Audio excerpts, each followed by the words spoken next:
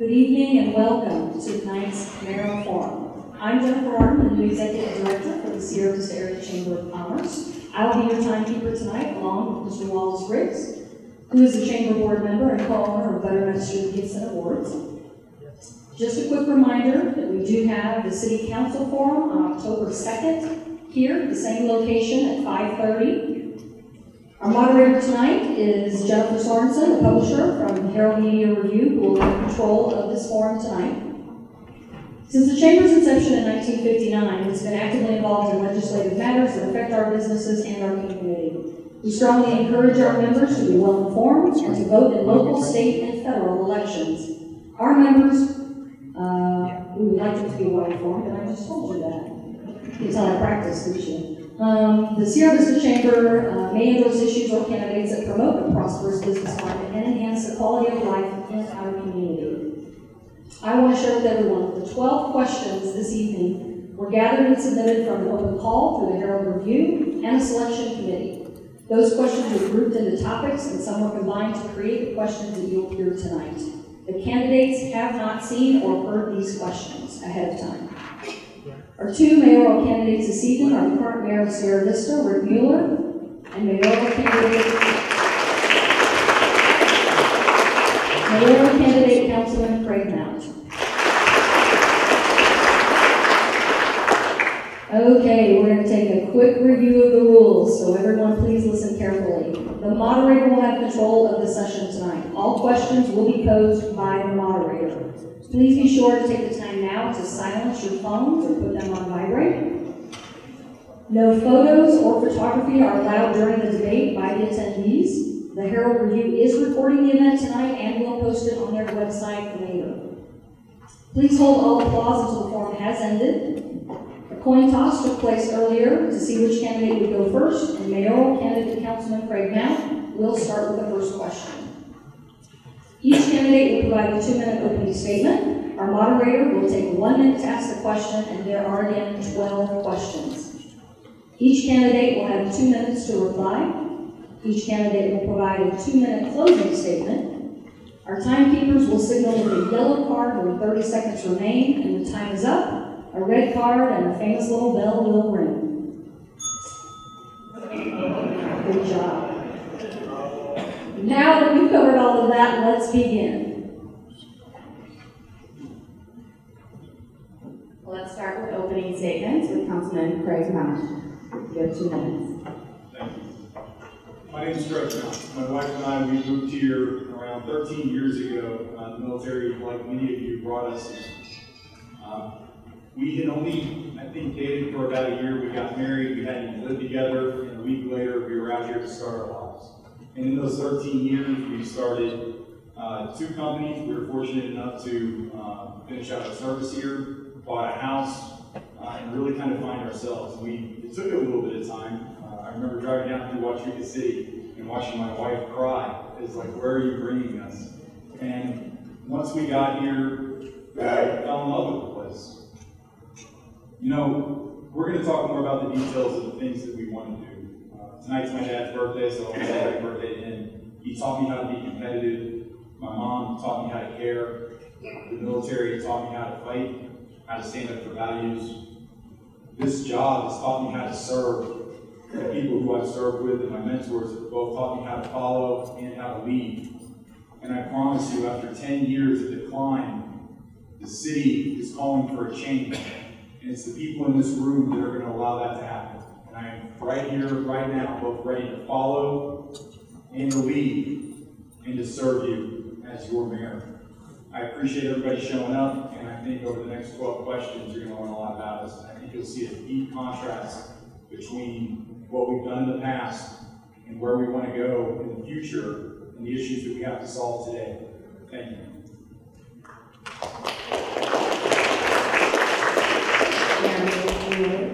Thank you very much. I'd first like to thank the Chamber and the newspaper for putting on this event. I'm very pleased we have a community where our citizens and our businesses are active and participate. I'm here tonight to ask you for another 4 years to serve you as your mayor. As you know, I'm in my 8th year of service after 10 years on council. I first came here to visit my family in 1977, and shortly after that, I was stationed in El Paso. When I was in El Paso as a young artillery officer, I would come here on long weekends, and I fell in love with this place. And I knew that then this is where I was going to retire. After retirement from the Army, I had to figure out what I was going to do for a very short time. While I was doing that, my father had a stroke. So he ended up being the primary caregiver for my father for a number of years until he passed. Once he got back on his feet, I would take him to the planning and zoning meetings as well as the city council meetings, which is one thing he did before on a regular basis. And I became interested in city government and trying to figure out how we can make our community better. Since that time, we've worked on a number of projects. We have, in fact, made Sierra Vista, you've seen the growth, and you've seen all the improvements in the town over that time period. And it's true, we did, in fact, over the last 10 years, economically decline, and it's been very challenging to have a budget that provides the services that are required for a city to still be able to grow. I think we're pretty much through most of that now. Things are starting to turn around, and I look forward to serving you for another 4 years. Thank you.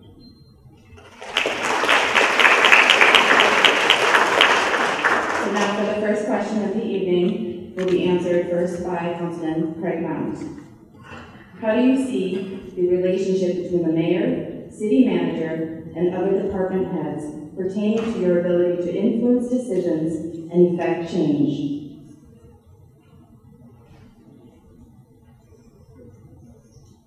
So uniquely, one of the jobs that I've been able to hold for the last 3+ years is I'm the Vice President of Operations and Chief of Staff for a large defense contracting firm. What that means is I have a staff that has HR, legal, finance, accounting, contracts, business development, proposal writing, security, you name it, and I have to manage a very professional staff of people. So the ability to go in and work with any other staff is second nature. My education, I have a master's degree in business management, I have a master's degree in public administration, project management, so. But here's the bottom line. The council's job is to dictate policies, to go out to you and represent you as the public, show back up, create policy, and then bring that back to the city manager and his staff, and then assure success that that policy is being executed and done correctly. Our role, especially as the mayor, is to ensure accountability, because it's your money being spent by that staff and by that city manager based on our representation of what you would like. So it's our ability to kind of balance both out. It's to clearly communicate what the policy is so the staff knows how to get it done right the first time. And it's also our ability to represent you, and that's something that's been critically missing at times.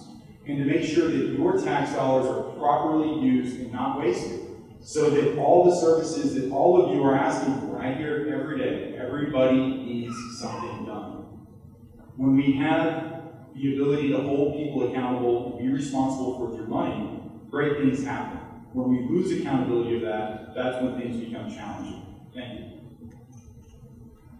Could I ask you to repeat the question? Sure. How do you see the relationship between the mayor, city manager, and other department heads pertaining to your ability to influence decisions and effect change? Under our form of government is the strongest city manager. We council mayor form of government. That does not mean that the mayor and the council are weak, or they shouldn't actively proceed, they shouldn't actively pursue their duties and responsibilities. Mr. Mount was correct in his general characterization of the relationship. The city manager and his department, well, the department heads work for the city manager, the city management team works for the council and mayor. It's incumbent upon the council and mayor to ensure that accountability is there, focus on the right things for the future of the community is there. It's the council that sets the policy on where we go, and we do that through a 2-year, every 2 years we have a process where we go through and establish a strategic plan based on your plan that's been voted on by the public for 30 years of improvement in our city. That has been working well, and there have been some challenges, and it's a continual day-to-day operation to make sure that this job that people keep telling me is a part-time mayor's job is really a full-time job, and you have to be very active and very involved in many facets of the operation of the city. It's not just garbage,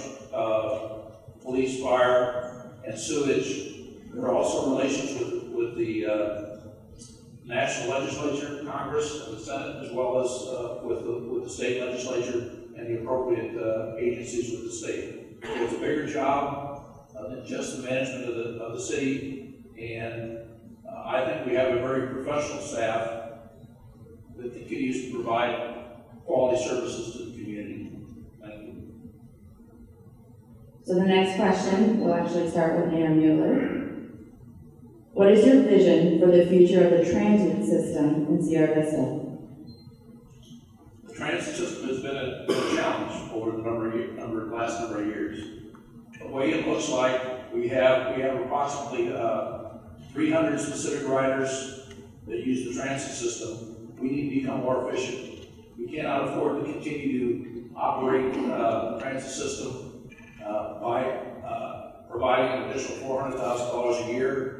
And that's down from $700,000 a year a number of years ago. We have to be more efficient in our routes. We have to have buses that are appropriate. We need to look for new innovation, like using Uber and Lyft and other things, and tie it into that system as well, so that we can save money. At the same time, we have to pursue additional funding with the state legislation through LTAP. One of the challenges with transportation system, once you stand up a transportation system, and we have people who are dependent upon it, which are normally low income, elderly, and disabled folks, we can't just pull the rug out from underneath those folks. We need to work to be the most efficient we can in the system and make sure that we don't pay large amounts of subsidies to run the systems. Thank you. So I agree with some of the things the mayor said. I do want to kind of put a matter of fact out here. And I'll say this: as this night goes on, I have nothing but the utmost respect for Rick Mueller. He's been a great mayor. One of the things that's being left out of that discussion is that a couple of years ago, actually over the course of the time I was on council, background and statistics, it's really boring, but I'd love to tell you about it one day. I noted several times that the city was counting ridership the wrong way. What they were doing was they were counting basically the legs, the routes of how a bus moved, and they weren't counting the individual riders. What that means is, for example, if one of you jumps on a bus, it's still one person. It doesn't matter how long you ride the bus for, it's still one person. We're subsidizing that one person. And so that's what was the genesis of the survey that was taken. And that's when we started to get to metrics. Now you'll hear me talk quite a bit about it. It goes back to accountability. What are we actually counting?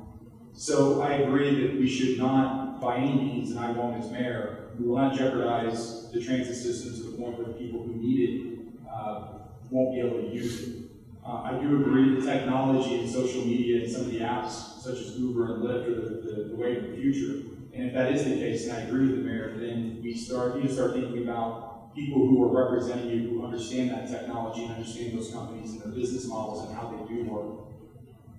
I also think that when we talk about transit, we have to understand that there will always be a subsidy, but that also goes back to when I got elected 4 years ago when I said we cannot have wasteful spending, because if we're always going to have a subsidy, then we always have to have some sort of surplus to pay for that. So transit will get more efficient, we will use better technology, we will not leave anybody who needs it. I think we'll focus mostly on people who are disabled, curb to curb, and we'll figure out the routes better. The next question will start with Councilman Craig Mount. Currently, Circle K has been the only business that has taken advantage of the funds offered to the West End. How would you motivate other businesses to engage in the revitalization efforts? Well, it's a new program. So the West End Partnership came up. I actually have several of the articles right here. This is a quote from you, from the Herald. His Urban Sierra Vista City Councilman Greg Mount says something that doesn't inspire discussion amongst his fellow members. His first year, he brought in tier tax. Second year was redevelopment for the West End. Third year was fund balance, which we'll talk about. Mount's idea to create a $50,000 redevelopment account. Now, this was something that was 2.5, almost 3 years in the making, I believe. And so I don't expect things to happen immediately, but the fact that they're actually happening after 20-something years, 30 years of talking about the West End is a success. So here's how we have to do it. We have to go in and we have to also understand that the West End Partnership and that $50,000 grant is just a small piece of the puzzle. As a business owner and as somebody, and actually where this idea came from, I won't take credit. I had a number of friends who opened up businesses on the West End, and it was the city's development code and their development fees that were preventing them from bringing it up. More importantly, the amount of money that they had to spend to bring that building up to code when they had a bad month, it was prohibitive. They could go out of business. So in order to use the West End, we have to look at the entire economic plan holistically. So we have a package right now to go in and help somebody bring a business in. But we, as mayor and council, I know that with the council members that are running, some of them are business owners, they'll get it. We have to go in and we have to look at what other things we can do to continue to incentivize those businesses to go in, such as, can we reduce the other fees, inspection fees? Can we work with the water company, the electric company, to figure out what it takes to dial down their costs as well? So it's bigger than just this, but here's the thing. A lot of talk, and just a year later, we're starting to see development, and I'm glad to see that. Well, actually, this has been a holistic approach that's been going on for 20 years. It is now, in some ways, bearing fruit. I am not disappointed that we only have one active account, if you will, business going in. We've also had additional things with the Sierra Vista Economic Development Foundation has a loan program as well. They did 3 or 4 business. The challenges there, of course, is we expect that loan to be repaid when it's zero balance. I fully expect as the success happens in certain cases, people will see that, other owners will see that. They'll realize that, yes, there's an opportunity to improve their property, to do those things that are necessary. We also have the ability through our EPF department to have a new business come in and say, hey, I want to go into this facility. I want to go into this facility. I don't know what it's going to cost me to bring it up to code. And they can actually have our folks go in and get an idea of what needs to be done before they rent a property or before they buy a property, bring it up to code. And that prevents some of the issues that Craig mentioned where folks will get underwater once they make a lease and realize that they have all these city codes that they have to deal with. And most of the city codes are city health, safety, and the ADA codes. The city, almost 20 years ago, also had a specific plan or specific code for the West End. That continues to grow. We are looking at being able to improve Fry as well as North Garden Avenue. So it's a continuing process that's gone on for over 20 years.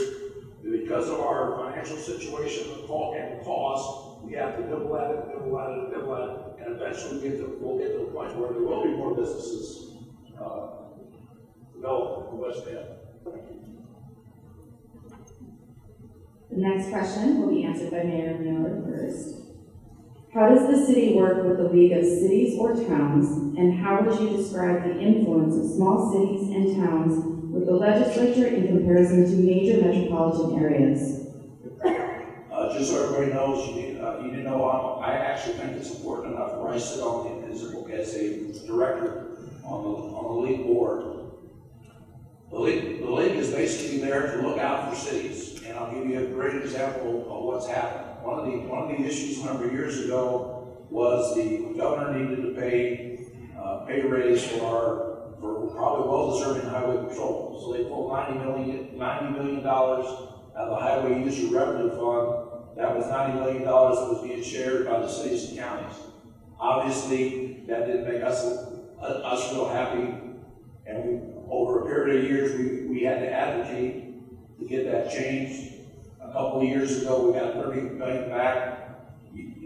Last year it was $60 million, and this next year will be whole for the $90 million that we should be using specifically for our streets. That's the kind of thing that the League of Cities can do as a group, that we as a city, well, we have maybe the best legislators in the world. We only have 3 of them, and that's hardly a majority. And they are dealt with 2,000 bills a session, and they don't have a full office to even deal with those. So it becomes very difficult for our legislators by themselves, essentially, to be able to do that, to be able to protect us in those areas. We need to pull together. We're not in Phoenix like big city like Phoenix is. We don't have the resources of Tucson or the resources of the towns above $250,000 population, excuse me.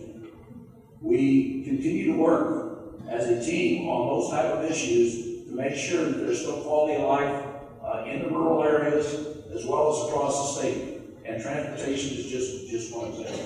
Thank you.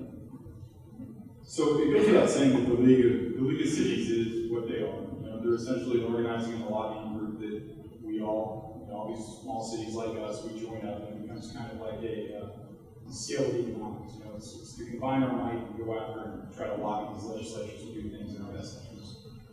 In theory, it should work. But what I'm going to keep bringing up tonight is you have to look at the results. We had 10 years of decline.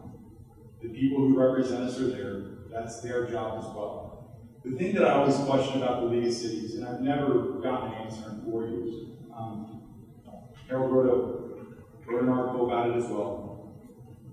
It talks about the idea of we send people for thousands of dollars to attend these events at 5-star resorts.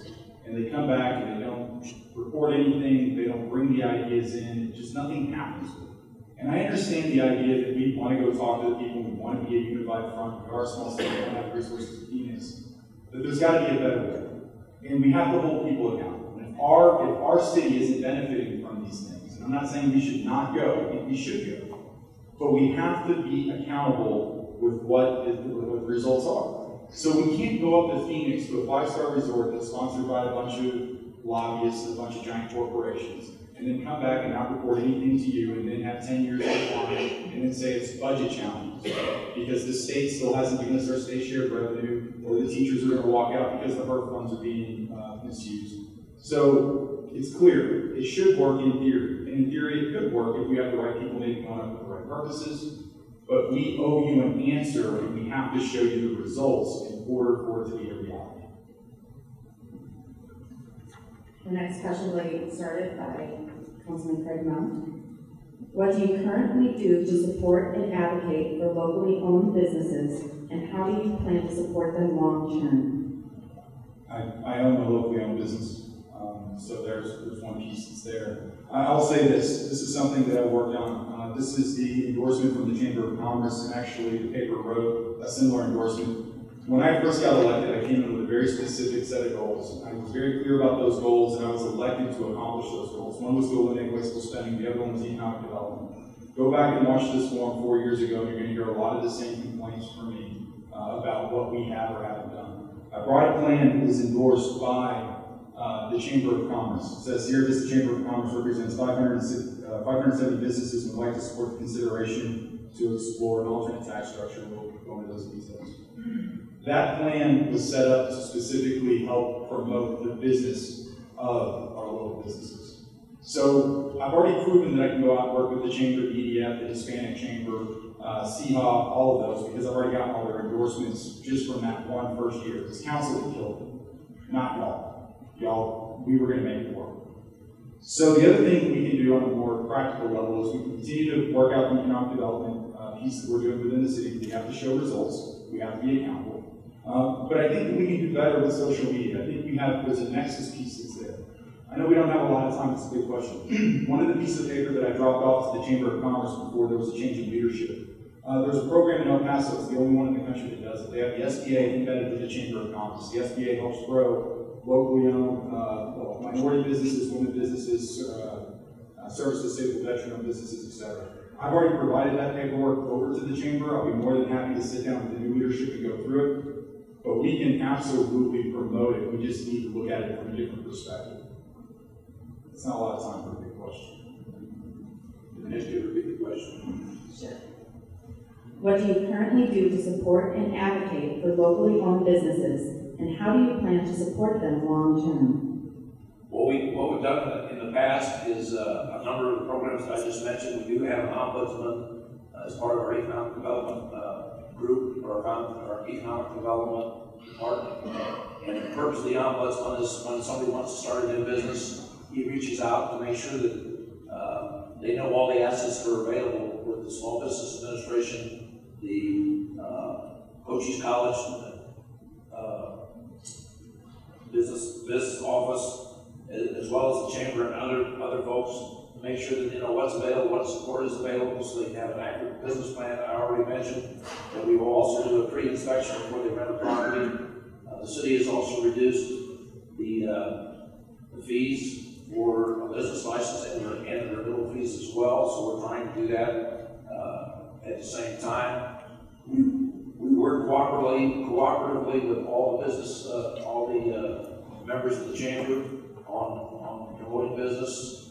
We have continued to work with Sierra Vista Regional EDF as well on a number of their projects. I have to sit on their board as well.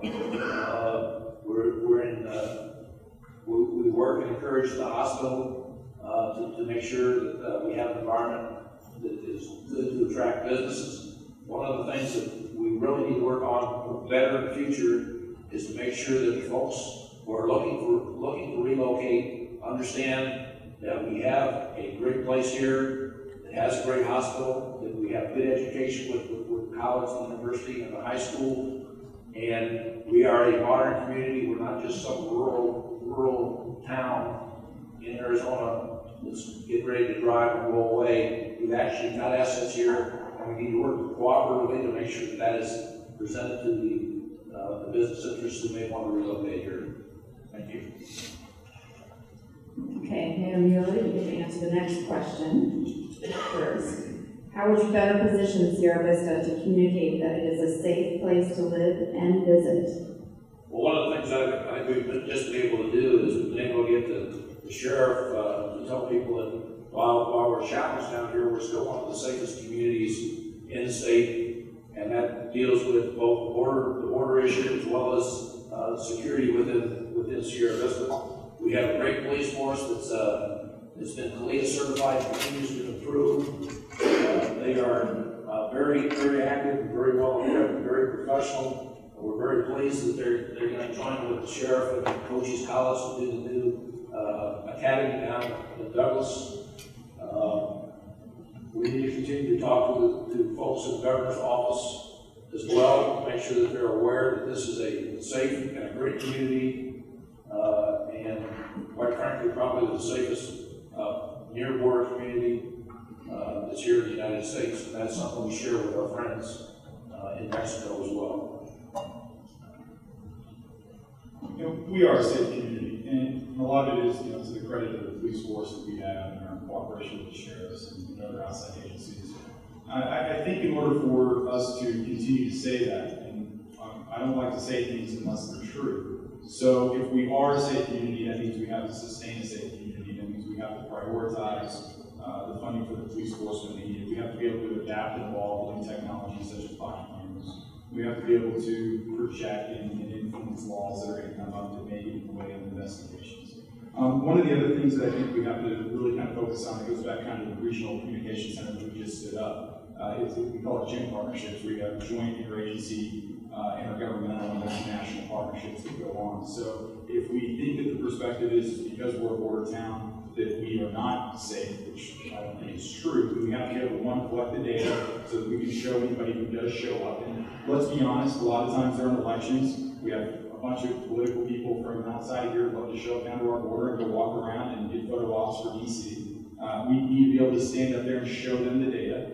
And that's going to come from not just our own police force, but it should come from the sheriffs, it should come from perhaps some military assets, it should come from Homeland Security, HSI, Border Patrol. And also we need to start thinking about, we talk a lot of times about working with south of the border, working with them for economic reasons, but also for a safe community, if that's what we have, and I think we do. Then we also have to have those international kind of partnerships as well, so that we're moving that information back and forth.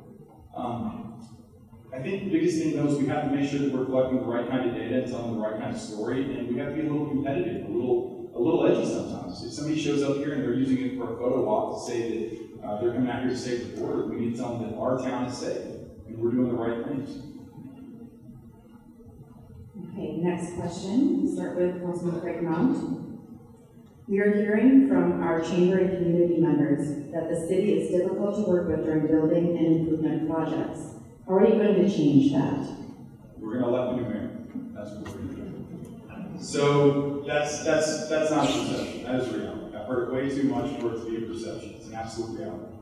And so what happens is this. This is what should happen. I won't even go into the laws.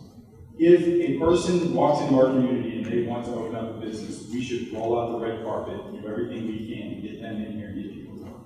That is the goal. That's the absolute thing to do. We got to stop blaming everything on everybody else and start taking a look at what's going on.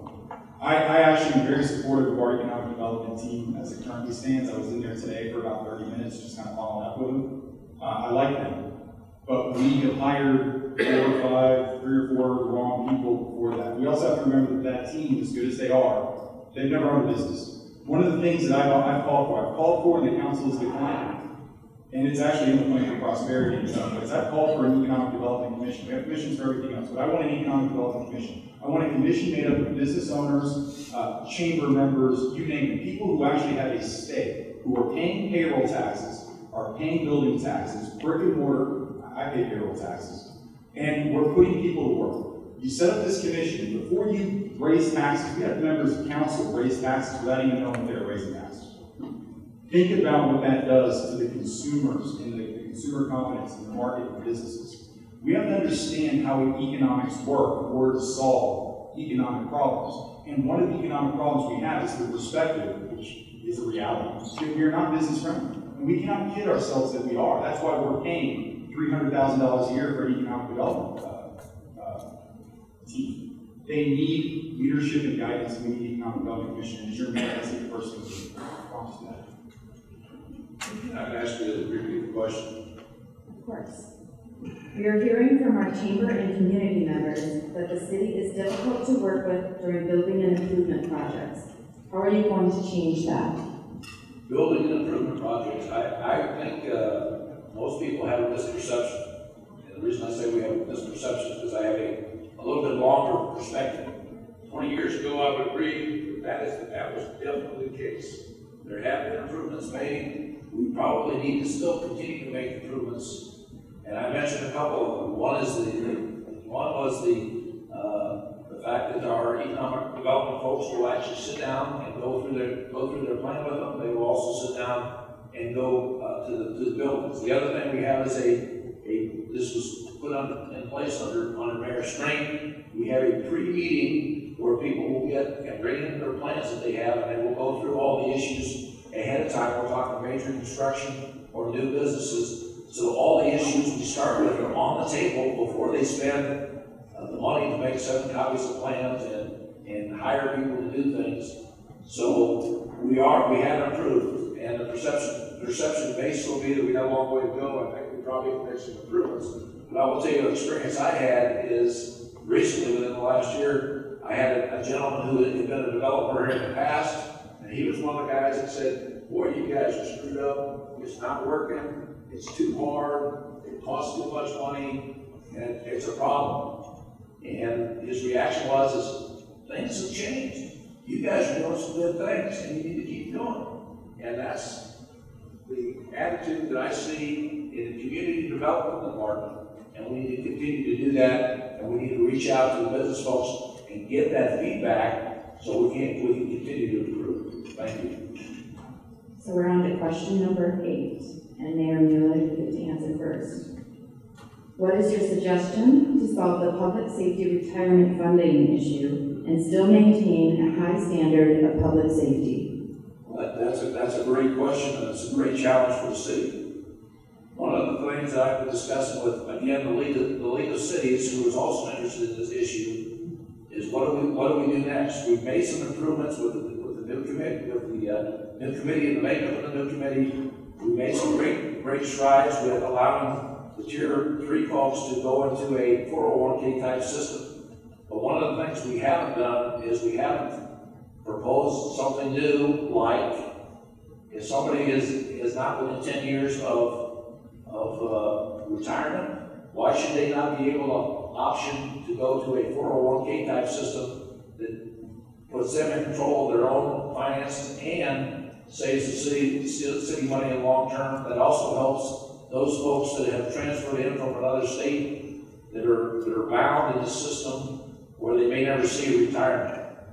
So those are some of the things we can do in the short term, but the bottom line is we're still going to take care of our police and fire folks that are in the system, and it's going to be expensive, and it's going to be a drain on our community for a number of years. That's why if we can get tier 1 or 2 applicants involved in a 401k type system, that will reduce the overall cost of the city.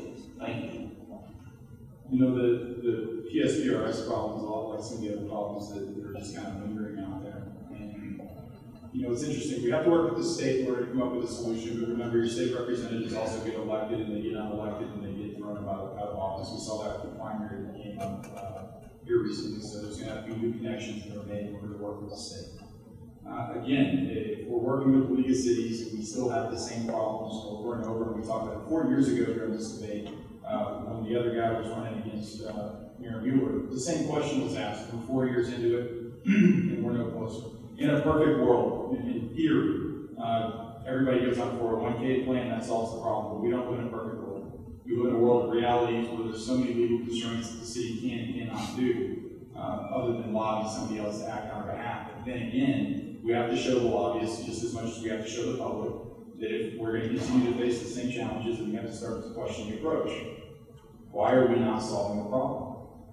And I think that there has to be something else that we can do. So I think that we can continue to work with the state, because ultimately it's going to be with them and with the unions in order to hammer some of this out. But if we're not getting the results that we want, we continue to talk about it for 8 years, I recommend sending a message to all the other political people that are involved in this that we don't want it to linger on anymore, and we'll continue to change people out until we find the people who are going to solve the problem. It's a complex one, you're not going to answer it in 2 minutes, we have to be able to answer it in 8 years.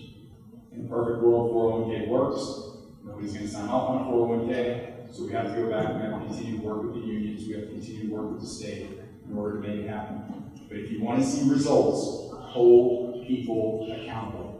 I'm going to say that about another 4 more times. That's the more questions we have. Hold people accountable for results. Okay, so the next question, we'll start with Councilman Craig Mount. Economic development is a major component of a viable city. Working with our healthcare providers and our educational system, as well as Fort Huachuca, is extremely important to the success of business growth and jobs. What have you done and or will you do to help our city become more economically viable? You know, so I'll go back to that. I started a company, I actually started 2. So that helps us be more economically viable.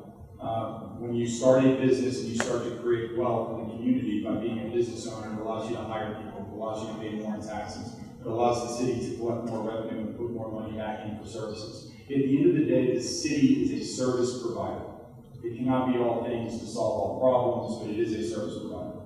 As far as the Fort goes, my business deals directly with the Fort. I've dealt with the Fort for on or off 20 years, indirectly, directly the last decade. So we talk about healthcare. The healthcare's got its own system. It's a for-profit business. It already got its tax breaks. It got constructed. It's up. It's a for-profit business. It's got its own board, its own CEO. The city can help do its part, which is continue to provide better services. So it goes back down to it. The city's going to take on economic development seriously, and we're going to spend $300,000 of your money to do it. Then what we need to make sure of is that the people who are doing that work understand economics and they understand the purpose of economic development, which is to create jobs, create wealth, and create businesses in order to facilitate both of those. So when we start to work through these things, everything else comes through. If we see businesses grow and flourish, and wealth get created, and more jobs created, more houses get sold. If more houses get sold, that's more property taxes. Property taxes go to pay for education. Sales tax go to the city to pay for city services. The better services that we can afford, then that's better for us to market the city. The more homes and stuff that we sell, that's more property taxes, more property values go up, that's better pay for education. More wealth means we're probably bringing in better doctors. So there's nuanced components, but out of us up here on the stage, I'm the only one who's put my money on the line to start a business, 2 of them, over the last couple of years. Thank you. The question I heard in this was a little different than what Mr. Mount said, and I appreciate his giving us a good economic lesson here.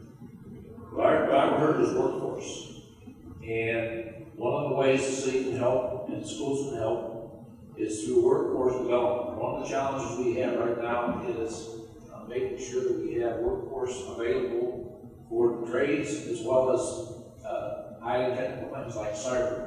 We recently were certified at the University of Arizona South as a cyber center by the NSA. That's a very prestigious thing. The next step has got to be working with the University of Arizona or even Arizona State. Don't quote me on that one, but if we have to, we need to develop those skill sets. Already here at Buena, they're working on the trades and a number of things with that type of an education, not just the academic education, so that's important. We've also worked with Cochise College in both cyber as well as the trades. As you know, we recently donated 2 houses for the construction trade as well, and that's going to become more important because locally, with the economic conditions we had, there were no houses going up, and the tradesmen obviously got to feed their families, so they moved out. We need to rebuild those. So we need to rebuild the workforce, and the city can help in that by bringing in outside resources and making sure that the folks that want to do the training are well aware of the opportunities that are available here in the city. Thank you. So the 10th question, we'll start with Mayor Mueller. Speaking to economic development, there have been numerous expensive consultant studies, including the recent branding initiative and airport studies. What actions are being taken as a result of this information, or what actions would you take if you are re-elected, Mr. Mayor? Well, the market community, basically, we need some basic things to be able to have, I hate to say this, but slick pamphlets, slick information to go out and make sure that we can compete with other folks. And in fact, that includes things like a logo and a tagline. And sometimes we need to reach out to professionals to be able to do that, so we look professional as well. And that doesn't mean that I don't think we have quality people here in the community that can do that as well. The city did spend some money to create those, and I think they're proving their value as we continue to use them in our marketing materials. Can you give the second part of the question? So what actions are being taken as a result of the information, and what actions would you take if elected? We forgot about you said the airport as well? Yes, the second one was about the airport study. Okay, the airport study is basically, it was a study for us of how best can we utilize the 9 acres that we have out at the airport, how we can do that effectively to make sure that we bring in either unmanned aerial systems or other businesses that need an airport component, or even attract our friends from the Border Patrol and ICE there as well. And it was important for us to be able to understand what the assets were and what the DoD possibilities were as well. So that was important to do, and I think that spending was well worth it, even though I know my opponent was already on record saying we don't need to spend money. The key thing is, if we're going to play with the big boys, we need to show that we got our big boy pants on too. If we're going to be effective, we have to spend some money now. I don't think the amount of money we spent for the game we got is excessive. I think we have to be prepared if we're going to double down on economic development. We need to be able to spend what's required to attract the businesses to come in town and maintain current businesses. Thank you. So 4 years ago, the video was posted, I reposted. 4 years ago, I said the same thing. And actually, Mayor Mueller agreed with me. He said it twice during the ARP forum when I said that the city spent money on the Plan for Prosperity and it's not being followed. And the mayor agreed with me. And I'll find the exact quote. Just like Craig said, we need to actually follow the Plan for Prosperity. That was 4 years ago. And 4 years ago, to this day, we still haven't followed it, not the way that it should be. We can do all the studies we want. I don't know what playing with the big boys means per se. Here's what I know. I know that businesses, even if we go back to the employment question, in order for there to be employment, they're asking businesses. Then those businesses have a requirement, they'll tell us what they're kind of looking for. But I don't know if it's the role of the city to build an apparatus and manage an apparatus that deals with recruitment. We recruit people all the time. There's other ways to do it. When we talk about what we've done, just in the last couple of years, we suspended the development impact fees, but that wasn't something that was done to study. That was a council inquiry that I put in that showed that we were paying the consultants $55,000, $65,000 a year to maintain development fees, and there were no development going on, so it was money being wasted. So the other thing is when we talk about the budget and scarce resources, we don't have a budget problem, we have a spending problem. So when we spend $65,000 on a plan for prosperity, it never gets followed. When we spend money on an airport study that goes forward and we start kind of picking around the edges, there's another component to that piece that was not followed. When we pay consultants to administer development impact fees and those aren't being used, we have no development coming in, those are all problems. Here's how the city fixes the problem. We control our spending and we put people in who actually understand how to solve the economic crisis that we're facing or having faced. Okay, the 11th question, we will start with Councilman Craig Mount. Aside from what you've already covered tonight, what do you think are the most pressing issues facing Sierra Vista and Cochise County in the next 5 years, and how do you plan to address them?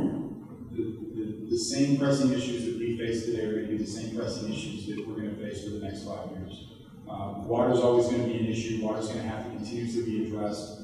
We know those court cases that have gone through have taken years, decades and decades to get adjudicated, and we can foresee that there's going to be some other things there that will have to continue to be worked out. I think that obviously we'll talk about the economy, but we'll talk about kind of the housing. Here's what I think is going to happen if we're not careful. This is why I'm so urgent, because we've talked about it for a long time, we just haven't done it right. We have to fix the economic development approach, or we have to abandon it because it's $300,000 coming out of your budget. So when we fix that, if we can fix that, we can become somewhat self-sustained from just Fort Huachuca, we'll have a pretty good opportunity to get some other things done. Remember, Fort Huachuca is just now starting to come back, and all it takes is a change in the administration or a change in Congress for some of that spending that's coming in to get curbed out. And we still have never recovered from the last sets of sequestration, the last budget cuts, the last military cuts. For every person that we lose on that fort, equates to about 3 out in the retail market that we're trying to stand up. That's something you can go and look at the numbers at the Cochise College. So what we have to do is we have to continue to focus on the economy. And we have to look at it from brand new eyes. And we have to look at it from a different set of perspectives, because what we've been doing just isn't working. And more importantly, it's not working fast enough. And you're going to run into that same problem with federal spending here sooner or later. They're going to cut the military spending.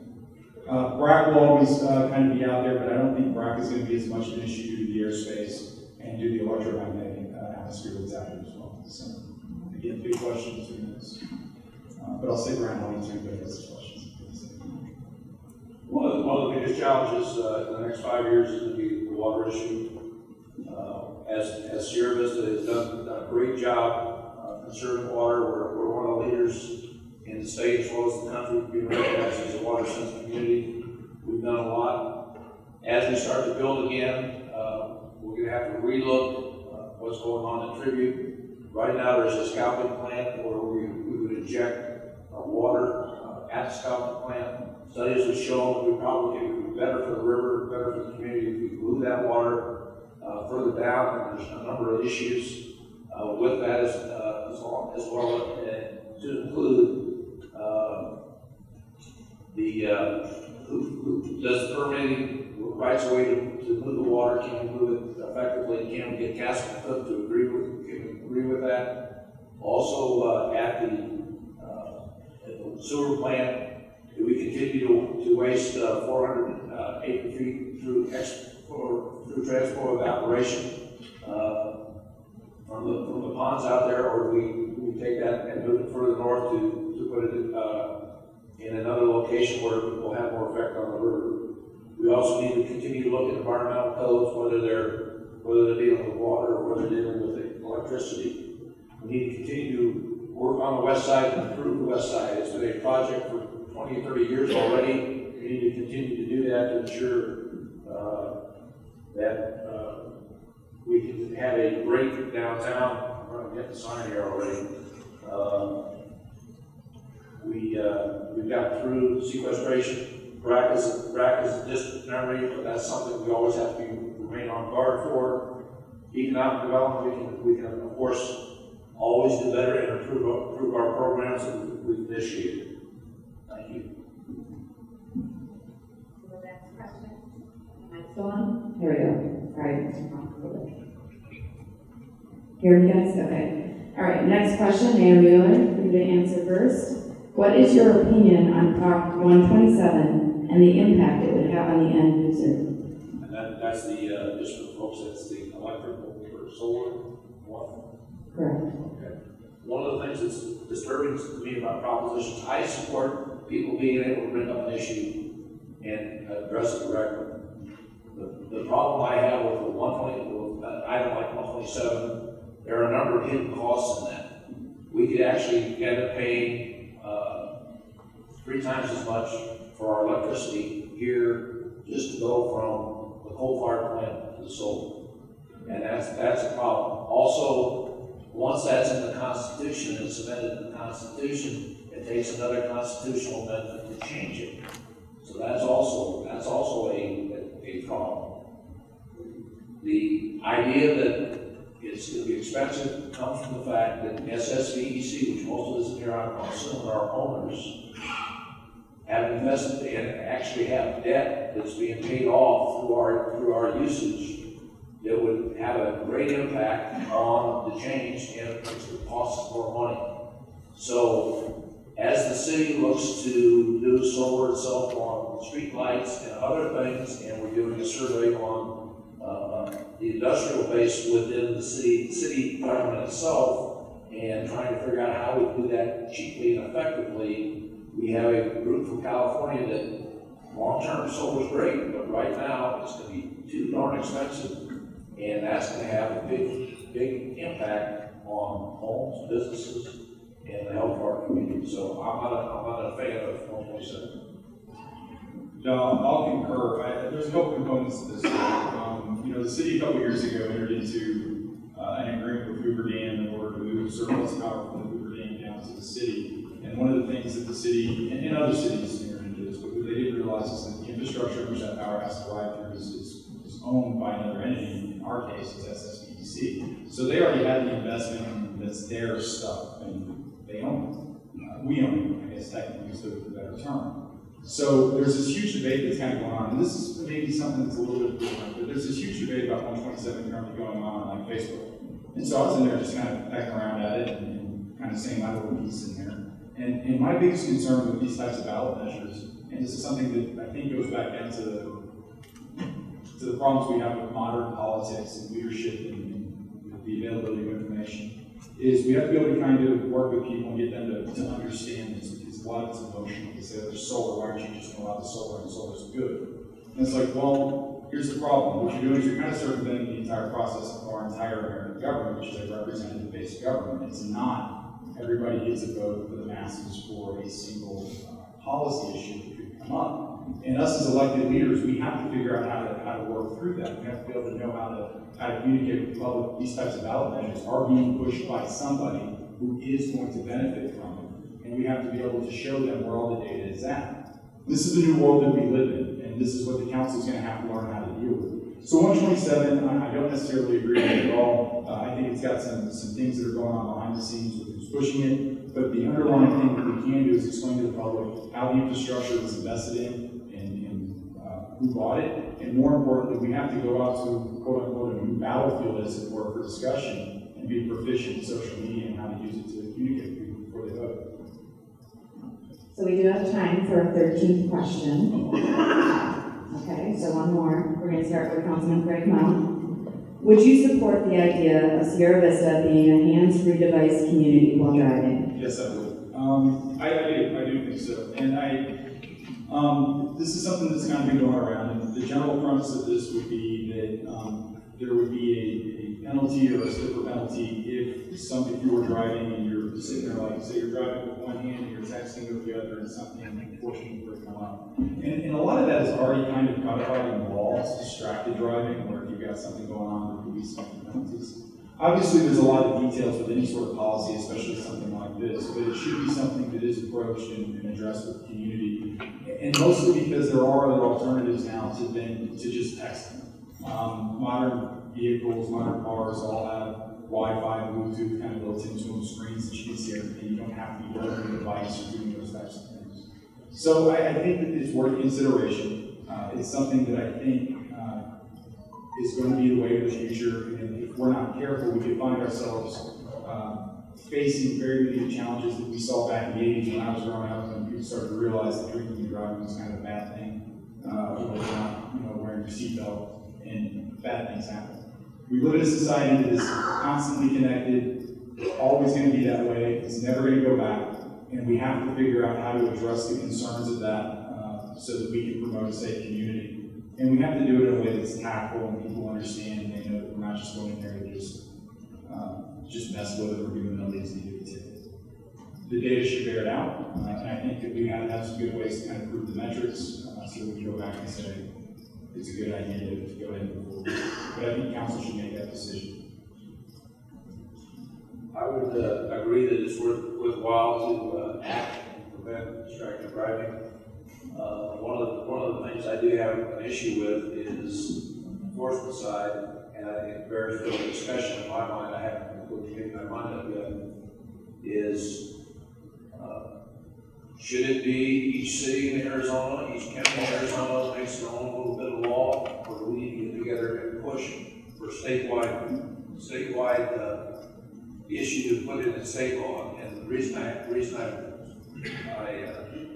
on the fence about that is, as an individual, you come from New Mexico to Arizona, you know what, there are different laws in different states, and you can probably deal with that. But if you go from here to Wichita City to Benson to Tucson and back, and there's 3 or 4 different sets of statutes, it becomes confusing for both the driver as well as the enforcement piece. We want to enforce the law. We want to do it evenly and justly across the board. So for that reason, I would think it would be more appropriate for the state legislature to enact this. And this is something that we have talked to our state legislators already about. And we need to continue to do that. If there is a feeling on the council that we need to do it locally because it's of such importance and it's going to save lives locally, I can support that as well. So now we're going to move on to closing remarks, and we're going to start with Councilman Craig Mueller. Thank you. Elections are about accountability at the end of the day, and I respect Mayor Mueller. I do. He was the first person I told when I decided to run, and I decided to run last August. We've had 10 years of decline. We've lost more population than almost any other county in the United States. We've struggled with economic development, and without economic development, then your taxes get raised, which council voted to do already. We have to have ways to solve our problems. We have revenue problems, and without revenue, we have sustainability problems. With sustainability problems, you have water problems. Cove being an example, but really the water treatment plant is going to have to be maintained. Talk about development. The West End requires funds in order to redevelop. We talk about services. Police and fire require funds in order to be worked out. Rick announced in January, I think, or late December, that he was going to run, so I gave him a couple months to think about it. In that time, I put out a full plan of what to do. It's a platform, so you know what you're getting. Talk about improving leadership, improving the economy, improving our community, improving our city, but most of all, improving our future. He's had 18 years to solve these problems. I don't know of anybody who needs 24, 22. I'm telling you right now, I'm asking you, with your help, give me a good council. If you're going to vote for me, give me a good council. And I promise you that in 4 years, we will show success. And we will be accountable, and we will be responsible with your money, and we will do things professionally, civilly, and more importantly, we'll be transparent, and we'll make sure that the community is informed and involved. And we will show results. Thank you. Thank you. First, I want to thank you all for being here. I appreciate again both the chamber and the paper for putting on this event. And I'm here tonight to ask for your vote on November 6th. I will say that I have served 18 years on the council. I'm asking for another 4 years. I will also tell you that most of the issues that we discussed tonight will not be solved in the next 4 years. And it's going to take a continuous effort to work on those. During the last 8 years as mayor, we have been financially restrained because of the economic downturn that started prior to me becoming mayor. In that time, we have managed your assets and facilities in a way where they haven't really degraded, and I'll say the one exception would be roads.